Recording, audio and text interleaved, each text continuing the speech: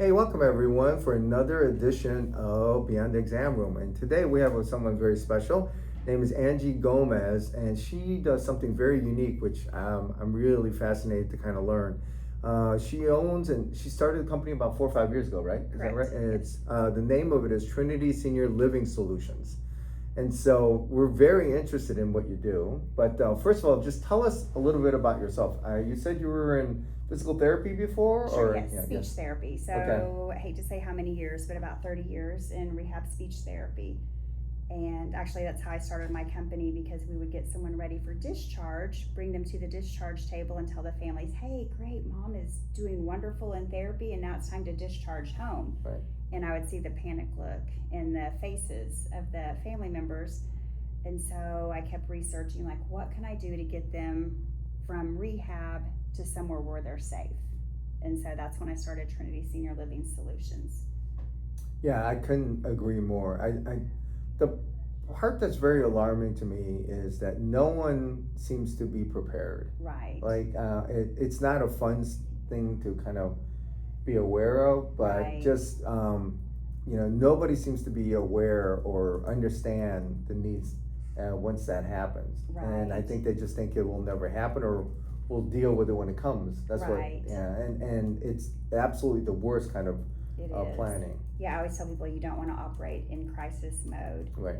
but no one wants to talk about if it does happen. There are a few people who will plan ahead of time, but most people want to wait till they are in crisis mode. And so that's why it's so beneficial to have someone come in, because I know the market. I know New Braunfels, Seguin, parts of San Antonio, Wimberley, Kyle, and I stick with the smaller areas. So I know all the places, I have connections with them. So if someone does need senior living, they come to me and I'll look at their abilities, their budget, and I'll match them up with the best places.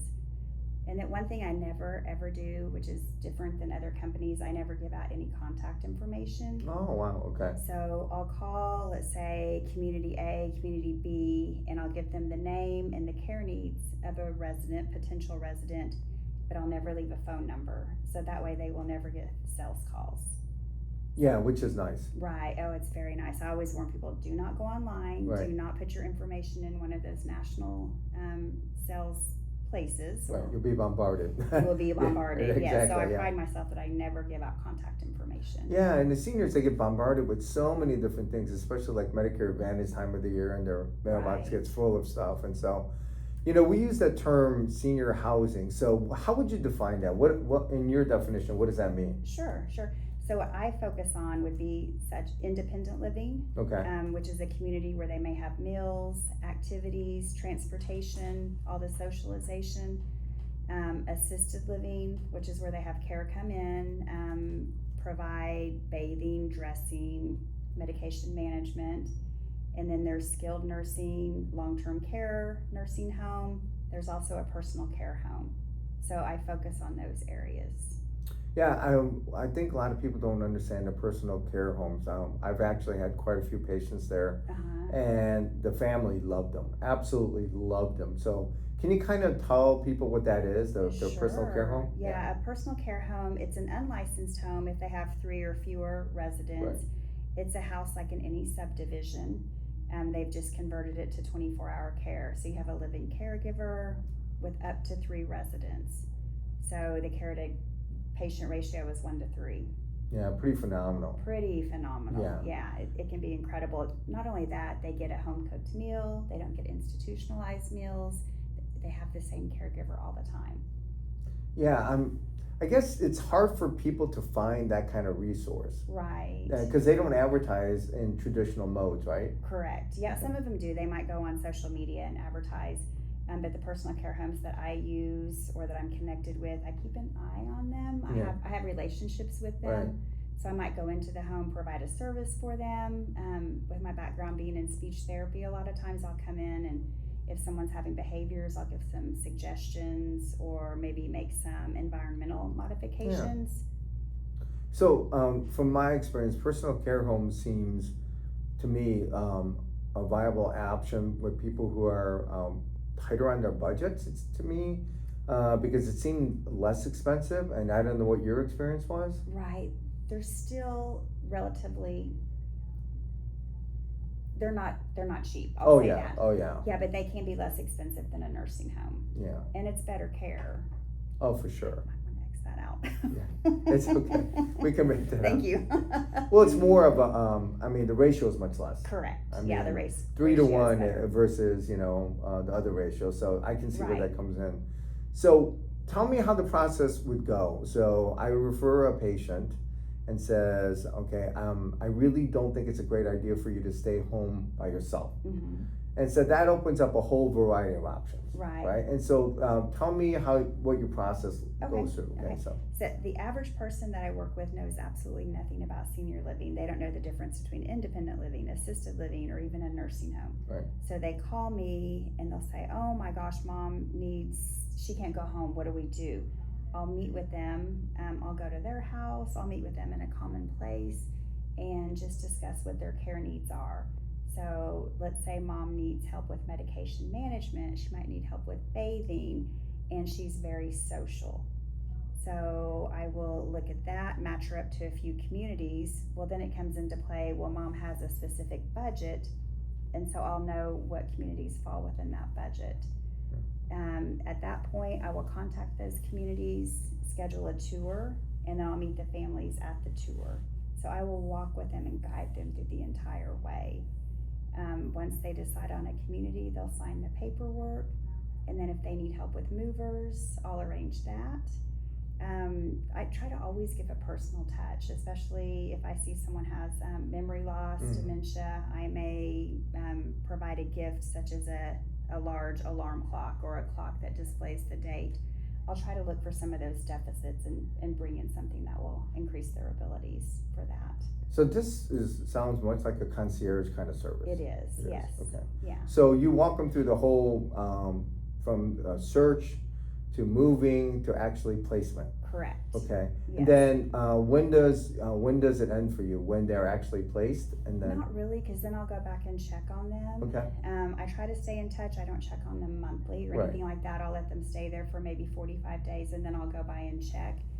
And if there are any problems, then I'll try to act as an advocate and try to smooth that out between the community and the family.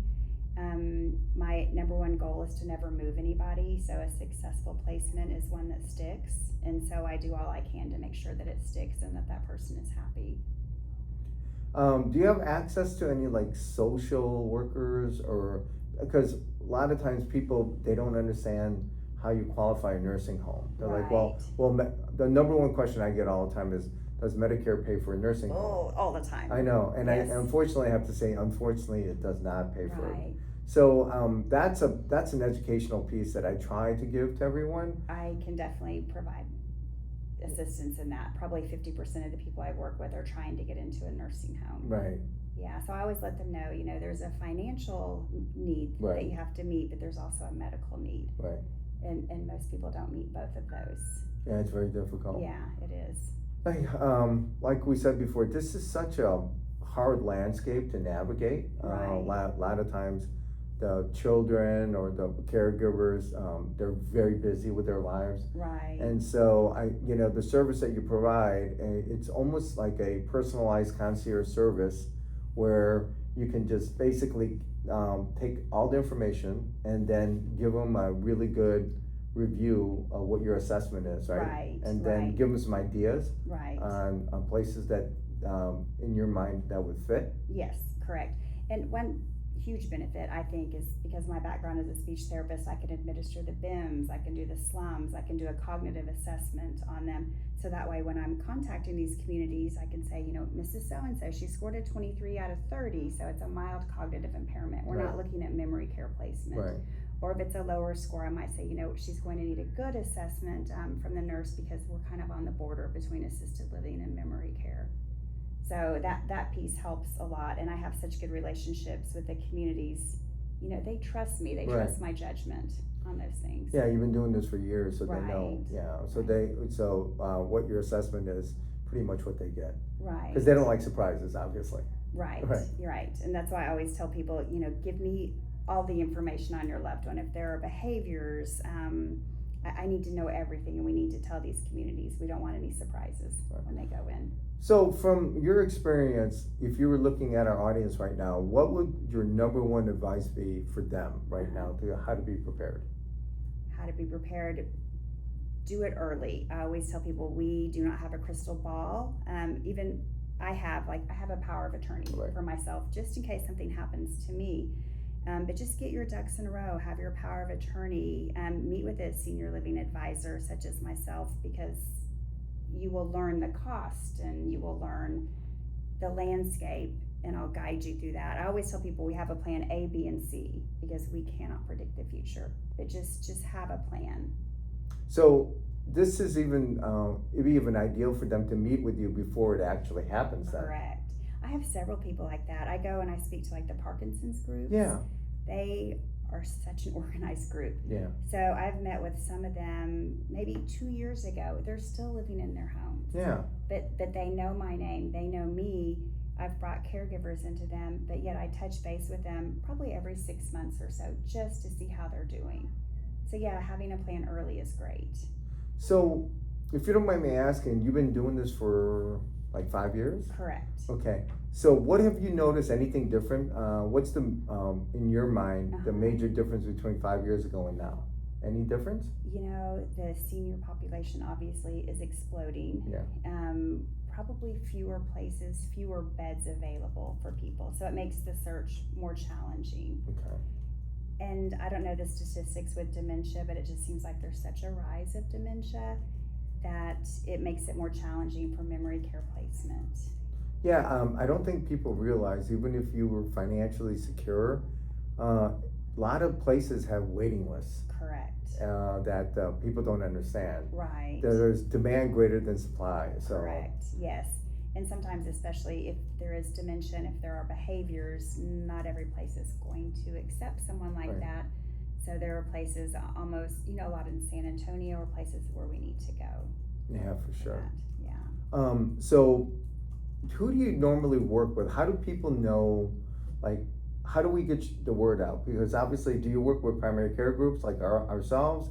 It would, to me, it would make perfect sense. Right. I probably should do that more. When I first started this company, Yeah. my goal was the community. So, I'll reach out to churches, Right.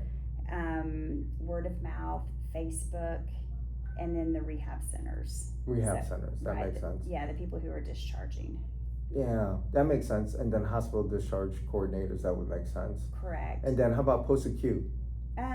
Yes, definitely post-acute. I have a great relationship with the post-acute hospital here. Okay. That, and then I target the Parkinson's group and go to their meetings and just connect with those people there. Yeah. How about Alzheimer's?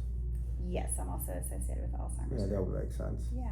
Yeah, I mean, I'm glad we met, that Amy found you, because I think I would love to have your cards for sure. In fact, I could think of 2 patients today Yeah. that I actually had a conversation with. And what I told them is I gave them some web searches to see, where it would fit. But Right. it would have been ideal if I could have given them your card. Right. Because the big thing is it's no cost to the patient. Correct. Right. Correct. Yeah, that, and I can give them like honest pricing as Right. well. So you go on websites and sometimes you can't really see the full pricing, the hidden prices, and I have all that information. Yeah, there's always a hidden price There's somewhere, always, right? yeah. You got to read between the lines. Right. Right, and right. how much it costs to move in and all that stuff. I know it can be a little hectic for sure. Right. It is, especially when it's crisis mode. Right. It's different if it's not crisis mode, but when you're in crisis mode trying to make all these plans, it's just easier to have someone guiding you through the whole process. Yeah.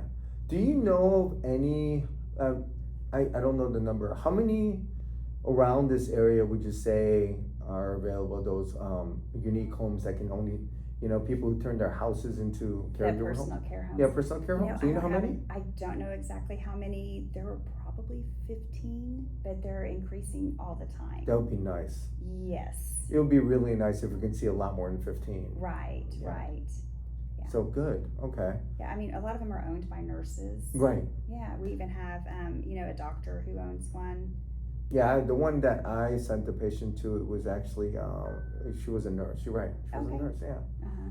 So it went, yeah, like you said, it's a beautiful home. They actually had a dog there too, so. Okay. Yeah. A lot Yeah. of them do. They have dogs there. Yeah, so, I actually checked on the patient and she was very happy, Good. Good. very happy. She was sitting on the couch with the dog right next door. Yeah. Watching, I forgot where they were. I think they were watching Brady Bunch. I'm not kidding. Uh-huh. So it was really interesting. Yeah. Yeah, it felt much more like a home than an institution to me. It does, yes, especially when there's an animal there and Yeah. then they can sit in a recliner, kick their feet up, and someone's actually cooking and they Yeah. get to smell those smells. It only Yeah. stimulates their appetite. I agree. I think they purposely cooked those cookies when I came in because as soon as they knew I was coming, I opened the door and I could smell those cookies as soon as you open the door. So it's really interesting how the smell does make a difference. Feel like that welcoming home kind of feeling. Right. Not only that, they get to see the food prepared. I mean, Right. all that means a lot. It does.